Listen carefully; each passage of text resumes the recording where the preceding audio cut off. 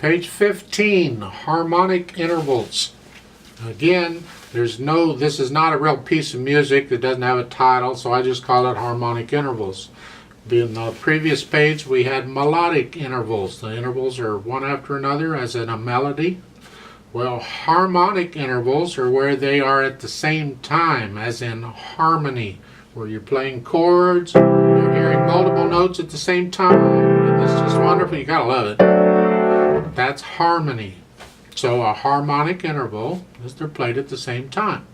The distance between any two notes, and they work the same way as before. So you see here at the beginning, they have a C and a D together.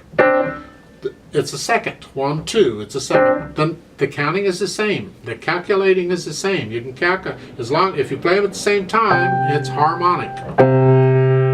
So you calculate the interval. Just count up. It's dangerous to count down. We'll get into that more later. Just for now, count up. And that's what this is. Now, in addition to that, because now they're showing you two notes at a time, you're playing a chord. The technique for playing it in piano is a little different than playing a single note. Well, I just opened a whole can of worms on a couple of things there. One is, what's the definition of chord? It's a difference of opinion on that. They don't agree. To some people, a chord is 3 or more notes at a time. Doesn't matter what the notes are, 3 or more notes is a chord. To other people, it's 2 or more notes at a time. Doesn't matter what the notes are, just 2 or more notes is a chord. I'm not going to get into it. You believe whatever you want. I use the approach of 2 or more notes as a chord. So I call these notes chords. Now, most of the time, you need at least 3 notes to identify the chord. Not always, but most of the time. So even though you have a chord here, you don't really know what the name of the chord is, because there's a lot of possibilities. Because we're not using all the chord. The real chord actually has other notes that we're leaving out. So we don't know what it is. Now sometimes you can figure out what the chord is in relation to the piece and how it's going and what came before and after. But sometimes even with 3 notes you can't always identify what the chord is, because it could have other notes and you're thinking, wait a minute, what's going on? And it's like, but just because you can't identify it with 2 notes doesn't mean it's not a chord. Now, the other thing is the technique for playing a piano. I don't cover technique much in the videos because it's very difficult to teach technique in an online situation. I mean, it's hard enough as it is in what I am teaching. Because you can watch me and listen to me describe it, and I can demonstrate it and all that, and you can sit down and try and do what I did and think you're doing it and get it totally wrong and not know you're getting it wrong. That's the problem. To teach technique properly, I need you in front of me so I can see you, and the feedback needs to be there.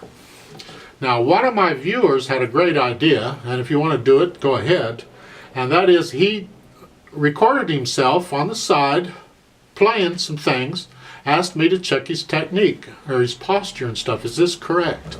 And then I could see him and I could give him some feedback on what I saw in the video. Now, hopefully I didn't scare him off, but that's a great idea. If you want to do that, then record yourself, put it on YouTube or wherever. You make it private. You don't have to share it with everybody. Or I think it's unlisted or something.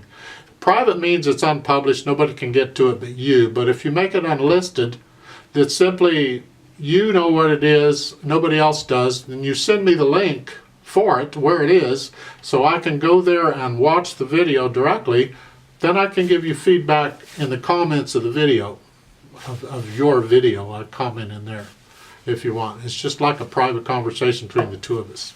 That's why. Do that if you want. If you're a patron, because I have a Patreon account, I accept tips.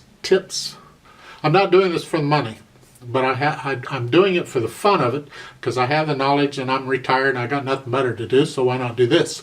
But some people have said, I wish I could help you monetarily because of all the time and effort you put in, because they know how much time and effort this actually takes, and it is quite a bit, but I don't mind. I don't need the money. I have a retirement income. I'm comfortable. But I opened a Patreon account because of that.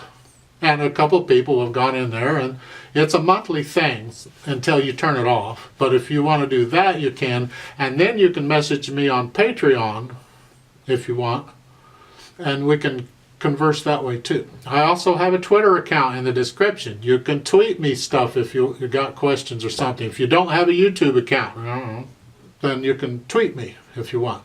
The email associated with this channel is the name of the channel without the spaces at gmail.com. Email me if you want to, and we can communicate that way if you want to. That's fine. So technique-wise, what I do on chords is I put my hand in the position for the chord. In this first one, it's a C and a D. The first and second fingers, down, and these are down. I can't show it. Well, these are down, and I simply drop the whole hand. I'm not using the fingers to do it. I'm using the weight of the arm and the hand to push it down, and the wrist gives a little bit. Don't play with a stiff wrist. Just don't. Let the wrist collapse a little bit, and I'm dropping the hand. Then when I get the next one, I'm switching to the other fingers I need, and I drop the wrist. So I'm back and forth. Doesn't hurt to do all that fingers. And both hands, of course. And that's how I do these. You have to listen carefully. Try and get both notes down at the same time. I'm not so good at it, but if you listen, you try to. And that's how I play chords. It doesn't matter how many notes are in the chord. It's the same technique.